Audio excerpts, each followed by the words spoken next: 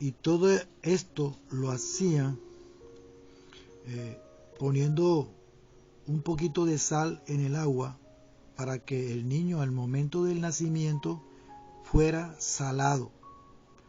Para la razón que todo príncipe tenía que ser salado era porque para cuando él llegase a ser rey debía juzgar a la gente con rectitud, con justicia y con honestidad. Y sus palabras tenían que ser saladas. Él, como rey, tenía que ser íntegro en sus palabras y por eso debía ser salado al nacer. Esa era la tradición. Esto es debido al significado de estas costumbres que el Señor Jesucristo fue salado y envuelto en fajas al nacer. Otra palabra clave es la palabra pesebre, que viene del vocablo griego phane, que significaba un comedero y a la vez denota o significa también un establo. En la Palestina, el establo se encontraba ordinariamente en la casa del propietario. Una parte del interior está provista de pesebres en forma de cajas hechas de piedra unidas con cemento. En Mateo 5:13, el Señor nos dice algo muy importante y nos da un título. Dice, vosotros sois la sal de la tierra. Y esto es muy importante, este honor que nos da el Señor al decirnos que somos la sal de la tierra. Y Él sigue diciendo, pero si la sal se desvaneciere, ¿con qué será salada? ¿Con qué será salada la tierra si la sal se desvaneciere?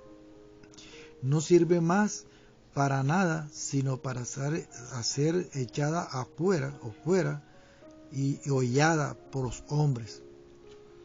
Y miren la trascendencia de la importancia de que usted y yo seamos la sal de la tierra. Ser sal de la tierra significa tener integridad en nuestras palabras, en nuestro hablar la verdad, hablar correctamente. Usted hace lo que dice y dice lo que hace. Nuestras palabras, entonces, deben ser saladas porque somos la sal de la tierra. En el Señor Jesucristo expresa también en este versículo una parte más importante todavía que vamos a explicar. Pero si la sal se desvaneciere, ¿con qué será salada? La sal se desvanece cuando se infiltran elementos extraños en ella. Allá en el oriente, la sal no solamente viene como nos llega a nosotros refinada y empacada en diversas formas. La sal que nosotros estamos consumiendo ya tiene mucho químico. Tiene yodo y tiene una cantidad de cosas que ya no es pura. Pero allá en el oriente, la sal era traída en unos recipientes de piedra con una capacidad de 20 a 30 libras. Estos recipientes se dejaban en la cocina y esta sal era como una sal de piedra. Quiero repetir esto porque quiero que entiendan ahora la explicación de esto. Porque estos recipientes se les tapaba con un pedazo de losa o piedra. Y todas las mañanas, cuando lavaban los pisos de la cocina, el agua alcanzaba a estos recipientes y la humedad comenzaba a prevalecer en la sal, sobre todo en la que estaba en el fondo.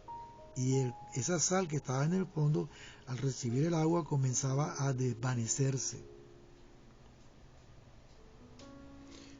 Y cuando se usaba toda la sal del recipiente, quedando solo la del fondo, la que estaba mojada, esta se arrojaba a las calles y desde luego era hollada o pisoteada por los transeúntes, por las personas que caminaban por el camino. Para entender un poco más la verdad de la expresión hollada por los hombres, es importante entender que todos los templos en esa cultura estaban construidos sobre los montes, aquellos lugares más altos en la ciudad. ¿Para qué? Para que la gente pudiera ver la luz de esos templos. Estos templos eran lugares paganos y falsos que trataban de decirle a la gente que ahí era donde se obtenía la luz. La sal que se arrojaba afuera porque perdía su sabor, la echaban sobre los caminos que conducían a estos templos paganos. Y en el Salmo 121, versículo 1 al 2, el salmista nos dice: alzaré mis ojos a los montes, ¿de dónde vendrá mi socorro? Mi socorro viene de Jehová, que hizo los cielos y la tierra. Y vamos a entender entonces un poco más mejor esta expresión del salmista David, del rey David. La frase alzaré mis ojos a los montes es una pregunta. El salmista se preguntaba: ¿alzaré mis ojos a los montes? Y luego viene otra pregunta: ¿de dónde vendrá mi socorro? Y en el versículo 12 la respuesta: mi socorro viene de Jehová, que hizo los cielos y la tierra. El salmista sabía que su ayuda no provendría de los montes donde estaban estos templos paganos, sino de Dios.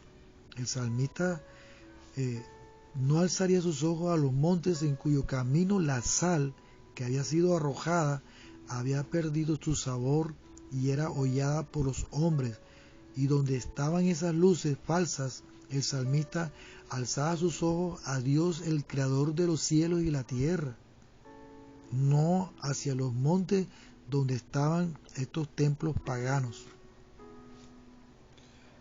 Y más adelante en el Evangelio, el escritor Lucas, el doctor Lucas, en el capítulo 14, versículos 34 y 35, dice que el Señor dijo: buena es la sal, mas si la sal se hiciera insípida, ¿con qué se sazonará? Ni para la tierra, ni para el muladar es útil, la arrojarán fuera. El que tiene oídos para oír, oiga. Y quiero que estos oídos hoy escuchen. Amén. ¿Por qué? Porque la persona que se aleja de la forma apropiada de adorar a Dios es como la sal del fondo del recipiente.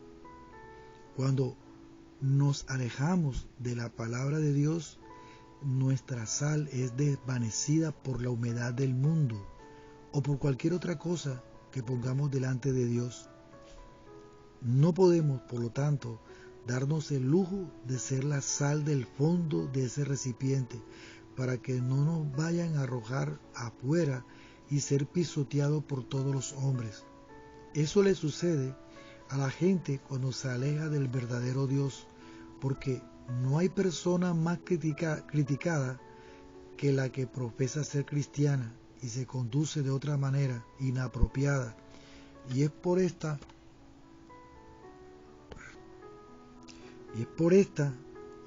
razón que muchas personas no están muy impresionadas con ciertos cristianos hoy en día. Si nosotros profesamos ser cristianos, debemos vivir y practicar la palabra de Dios, o mejor dejar de llamarnos cristianos. Mateo 5, 14 al 16 dice: vosotros sois la luz del mundo. Una ciudad asentada sobre un monte no se puede esconder, ni se enciende una luz y se pone debajo de un almud, sino sobre el candelero, y alumbra a todos los que están en casa. Así alumbre vuestra luz delante de los hombres, para que vean vuestras obras y glorifiquen a vuestro Padre que está en los cielos. Pero para ser la luz del mundo es necesario entonces ser la sal de la tierra, de manera que toda persona salada es luz para este mundo. Las buenas obras mencionadas en el versículo 16 tienen que ser obras saladas, con el fin de que los hombres de este mundo glorifiquen a Dios. En el Evangelio de Marcos, el Señor Jesucristo menciona nuevamente la sal. Marcos 9, del 49 al 50 dice, buena es la sal, mas si la sal se hace insípida, ¿con qué la sazonaréis? Tened sal entre vosotros mismos, tened paz los unos con los otros. Tener sal es ser un ser íntegro y fiel a sus palabras, a sus promesas.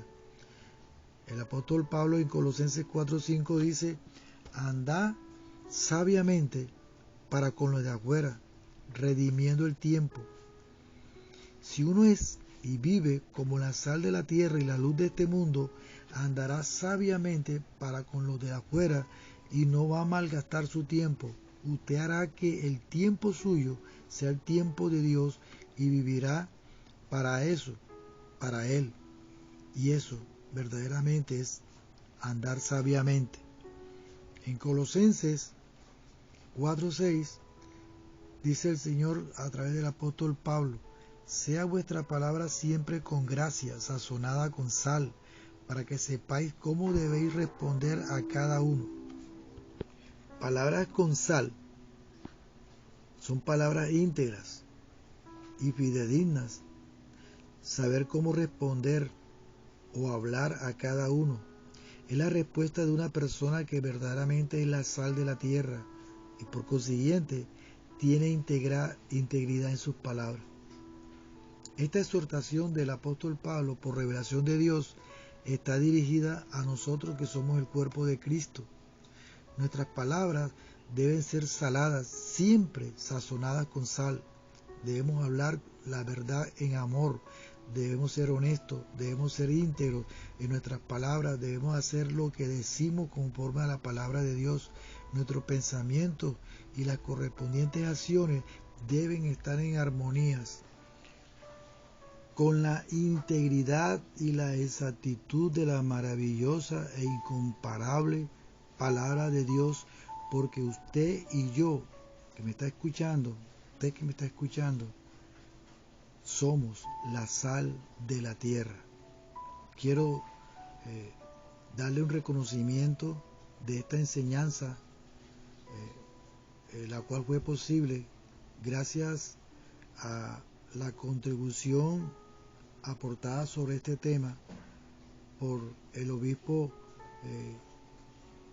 Pillay, y a él le damos las gracias por habernos aportado un material, parte de este material, y aparte de la lectura de el diccionario de Strong y una gran bibliografía, hemos podido recopilar esta enseñanza para poderla compartir con ustedes. Dios les guarde, Dios les bendiga, ojalá y que esta palabra nos edifique. En el nombre de Jesús. Amén.